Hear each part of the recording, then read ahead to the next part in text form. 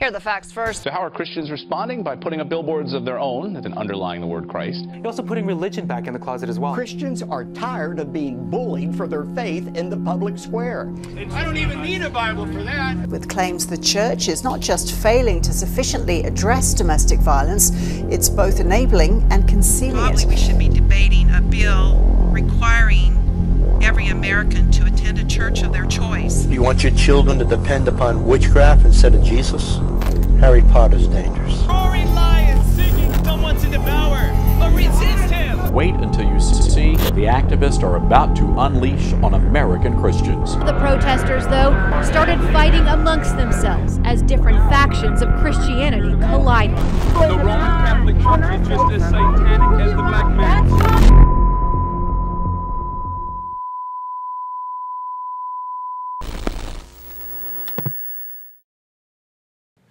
So I am really glad to be here this morning. It is a good day to put on a robe and a stole and to be with you all. Last Sunday was an amazing day at our West Campus. We had 9 first-time baptisms, and I know that it was an equally amazing day here. So my prayer has been this week that the Holy Spirit would keep moving through our congregation, that we would keep being open to transformation, and that we would keep being willing to try new things. So, in the spirit of trying new things, we are going to begin this sermon series in a way that I don't think I've ever done before, and I'm guessing that you haven't either. If you have a smartphone, would you pull it out? So I have to say before we start that I am super nervous about this. This is the most off-the-cuff thing you will have ever seen me do. And so I am asking for a little bit of grace and for a lot of participation. So y'all ready? So this morning we are going to participate in a live survey. So what's going to happen is there are going to be questions and you are going to answer them and they are going to give us immediate anonymous feedback. So we won't know what you said and you won't know what your neighbor said, but we'll be able to tell kind of the general feelings of the room. So I'm going to ask that you don't give me the answers that you think you should give me because you're in church. Give me the answers that are actually true of yourself, because it will be a lot more interesting and a lot more revelatory if we're honest. The first question is, I believe God is for everyone. Agree, somewhat disagree, or disagree. And what we mean by for is not that everyone needs God, but that God is not against anyone. Okay, when you have answered that, hit submit.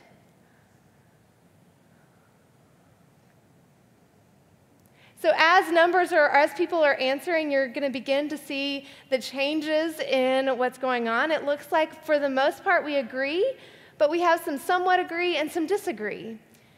Okay, we can go to the next slide. I'm not going to explain them as we go. People who follow God's rules are better than those who do not. True, false, or unsure.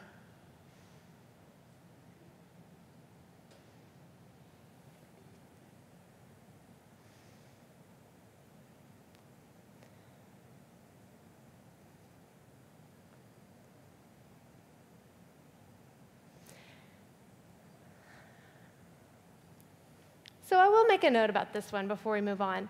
The church staff, as we did this in staff meeting, because every pastor across First Methodist Houston this morning is using this exact survey. And as we did this, before people answered, they said, well, I want to know what you mean by better. And I didn't create this survey, but the person who did create it was Pastor Caitlin, and she said, well, I don't want to tell you what I mean by better. I want you to think about what you think the answer to this question is for yourself. Without that kind of need to parse words. So I actually expected to have quite a few unsures because it feels like, what if people who follow God's rules really are better? But that's uncomfortable to say. But also, people who follow God's rules are not better. And so there's a lot of uncertainty with that question. And so I wanted you to know that you're in good company. Can we go to the next question? I choose to have meals with people who have different faith or morals from me. Of course, all the time, if I happen to be there, occasionally, not really, and never thought about it.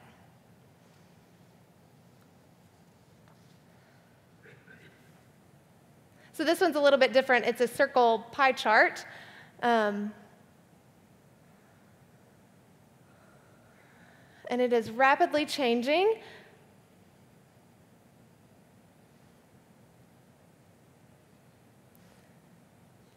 So we're going to talk through, as part of the sermon, kind of the whole survey and its results in connection to our overall sermon series. But I want to offer this thought on this particular question. If nothing else, let these questions challenge your thinking. If you have never thought about having a meal with somebody of different faith or different morals than you carry, then maybe think about it. Should you have a meal with somebody that has different faith or morals than you do? Let's go to the next question. I try to discover the needs of non-Christians rather than waiting for them to come to me. Yes, always, or no, I wait for them to come to me, or yes, sometimes.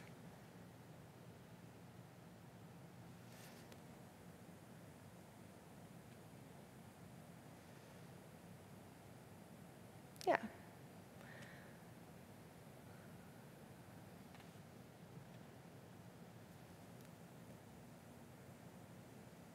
The last two are particularly challenging for me, I will tell you, because I want to have more meals with people who have different faiths than I do. And I want to say that I always think of non-Christians first. But to be honest, sometimes it's a lot harder to know what the needs of the people outside the church are than it is to know the needs of the people inside the church. Let's go to the next question. It's not my responsibility to help people who won't help themselves. True or false?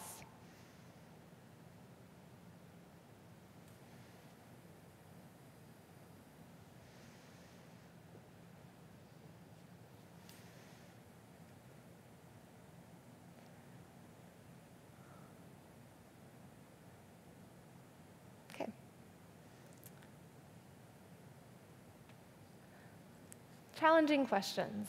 Let's move to the next slide. I don't talk about my sins or struggles. That's between me and God. True, false, or what struggles? Pastor Caitlin has a sense of humor.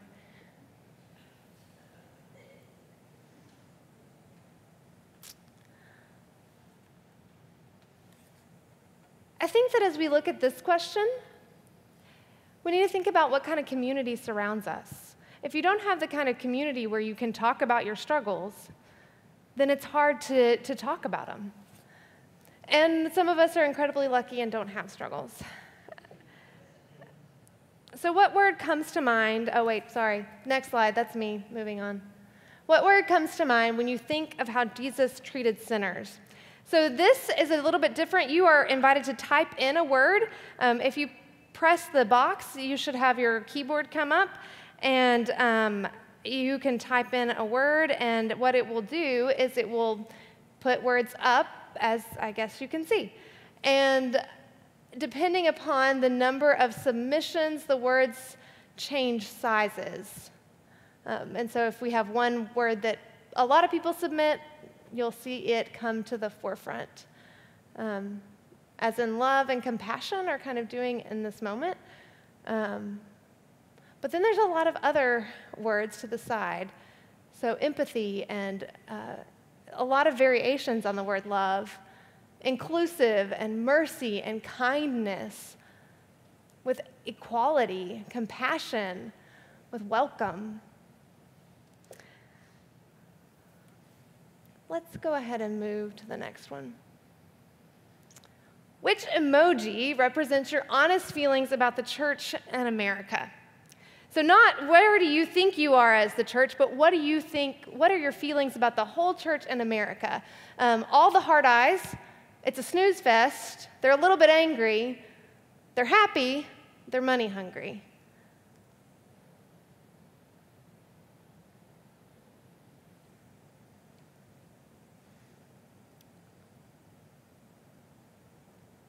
Oh, friends, I'm thankful for you being honest. But I think this should tell us something, right? If we're on the inside of the church and we think the church is a bit angry or boring or money hungry, and that's the majority of our percentages, what do people on the outside of the church think? That should be a little bit of a wake-up call, maybe more than a little bit, maybe a lot of a wake-up call for us. Let's go to the last question. What do you admire about Jesus? And this you have the opportunity to submit a short answer. And as you submit it, it'll come up in a similar way. Still won't have your name, don't worry.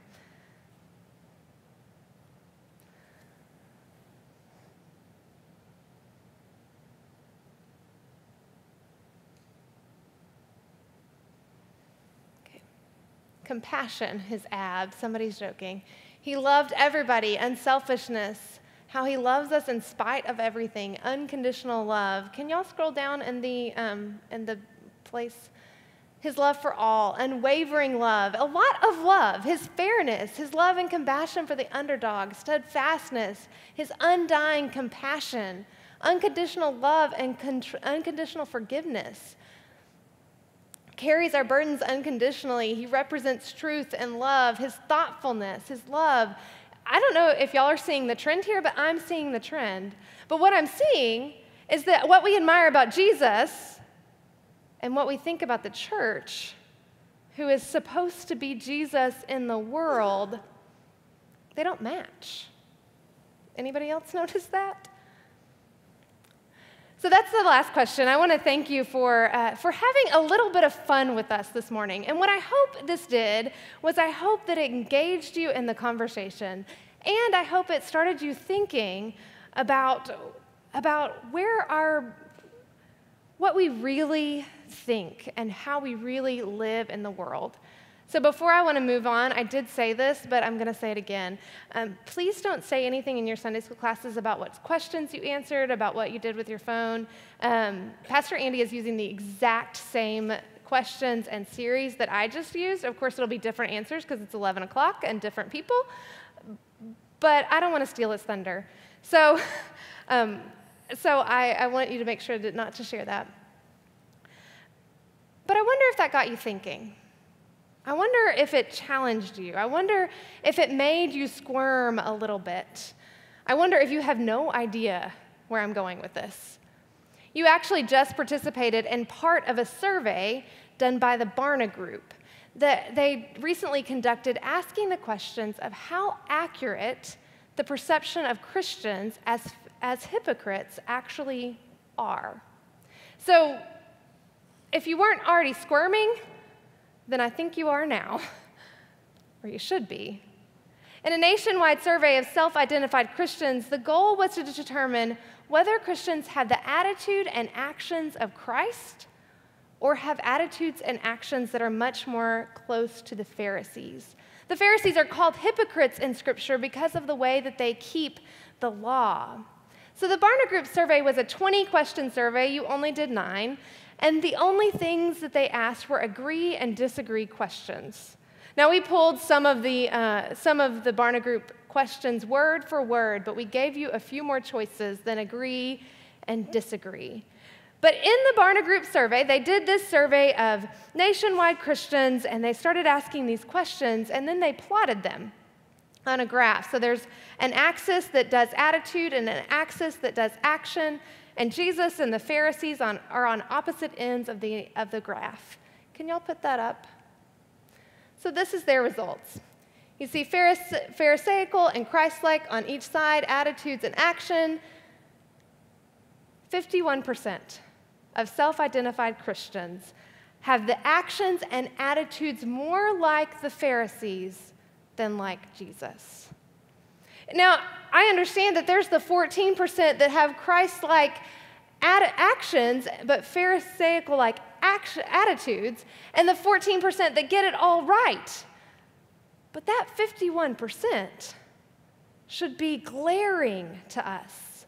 When the most common critique of Christians in the United States is that we are hypocrites, you can't ignore something like that says that, in fact, that might be true. When one of the reasons that young people cite leaving the church is that the church doesn't actually follow Jesus, and yes, I have heard people my age say that, then you can't just assume that they're making that up. They're just being dramatic. Now, of course, our results were in real time and haven't been interpreted, and honestly will not be interpreted because Mentimeter, they vanish after we take it. But and I can't plot First Methodist Houston on that graph. But I can tell you about my own answers. And I can tell you that my own answers were not what I wish they were. I can tell you that I know that I still have some more work to do. And I can tell you that for the sake of the mission and for the sake of my own soul, that I hope that I begin to look more like Jesus than a Pharisee every day. In our passage today, Jesus is talking to his disciples about the scribes and the Pharisees. Actually, all of chapter 23 is Jesus talking to his disciples about the scribes and the Pharisees. So I encourage you to go and read the whole thing. Scribes, Pharisees, and followers of Jesus would all have been Jews at this time. So when Jesus is talking about the scribes and the Pharisees, he's not saying something specific about the nature of Judaism. He's not saying that Jews are hypocrites and Christians are not. Hypocrisy is a risk that we all run. It's a lot easier to say that the hypocrites are out there or over there, that the hypocrites are that other religion down the road, or that other denomination, or that other Methodist church. You know which one I'm talking about. But in Matthew, Jesus understands that we are all capable of hypocrisy. And if there is anything that the Mentimeter does for me, and I hope it does for you, it takes that finger that I so desperately want to point down the street, and it points it right back at me. The scribes and the Pharisees had professional training, or the scribes had professional training. They were kind of like the lawyers of our day. They interpreted the law. The Pharisees were mostly lay people, but they had pretty clear religious convictions. And Jesus had been in conflict with them throughout the Gospel of Matthew, so it's not like Jesus is whispering behind their backs. They knew what he thought. Jesus uses the behavior of the scribes and the Pharisees as a warning to his followers at that time and a warning to us today. It's not that their teaching was bad. It's that their actions didn't match their words. This mismatch made the Pharisees untrustworthy to people outside their group. I would argue that this mismatch, this misrepresentation of who they were, this mask that they felt the need to put on, was damaging to their souls. I think we are all too familiar with words not matching reality. We call it fake news. It has a modern moniker. We do it so often that we have come up with a shorthand for it. We don't call it hypocrisy, we call it fake news. The Pharisees' very lives became fake news. Their words didn't match their actions. Their piety was more interested in keeping their status than it was in being holy. Their desire was for their own well-being rather than the well-being of other people. Their religion became more important than their God. Yeah, I see how we can get there. We end up being hypocrites because we are afraid and because we don't recognize Jesus. I'm not really a magic show fan, but this week one of my favorite podcasts ran a rerun about magic shows. And it told this story about Penn and Teller. And Penn had this trick that he wanted to do where a red ball was floating around on the stage. He worked for over a year on it. It was beautiful. It was perfect. And he showed it to Teller, and Teller hated it. He didn't find it to be magical. He didn't want to include it in the show. So Penn went back to the drawing board, and what he came up with breaks all the rules of magic to me. Penn came back to Teller and decided to let everybody in on the secret. So at the beginning of the act, Teller stands in front of the in front of the audience and says, This trick is done with a thread. By telling them how the trick is done, it increases the likelihood that they're going to see the thread. By telling the audience how they actually make the ball float, it takes a little bit of the wonder away from it, or so it would seem. But what actually happened was that the trick became more amazing. It became more enthralling. It became more interesting. It became more engaging when you knew exactly how it was done. Audiences loved it. We hide who we really are. We say one thing and we do another because we are afraid that if people know about the thread, then we won't be magical anymore. If people know about the sin, then they won't think we're holy anymore. If people know about the insecurity, then they won't think that we're competent anymore. If people know about our shame, then they won't accept us anymore. If people know about our shadows, then they won't be able to see our light. We are afraid that if we told the whole story, if we were transparent, if we let people see the thread, then we might not be in the in crowd. We might lose some of our social standing. We might be embarrassed. Sometimes we are so concerned with maintaining the status quo that we forget that Jesus came to change us. The Pharisees were very much interested in maintaining the status quo. The text this morning says that they sit on Moses' seat. It was a place of power and authority. It would have been an actual seat in the synagogue where they sat and taught. They didn't want to lose that just because they couldn't follow the law to a T. They were respected in the marketplace and given seats of honor. It was socially acceptable and good to be a Pharisee.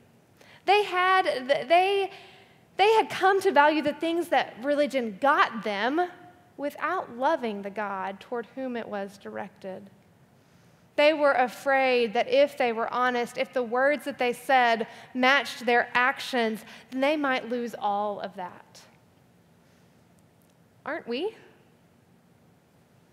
Is not part of our fear as the church that if people know, if we start being honest, if we started matching our words and actions, if we start naming the places that we fall short, is not part of our fear that our social acceptability might not be as great? Has the church not traditionally been a place of power and where social networks were formed and voting blocks happen? Has it not been socially acceptable and good to be a Christian for the last few centuries? Friends, it's scary to think that we might be found out, that we might not be as perfect as we put on, that we might not have it all together.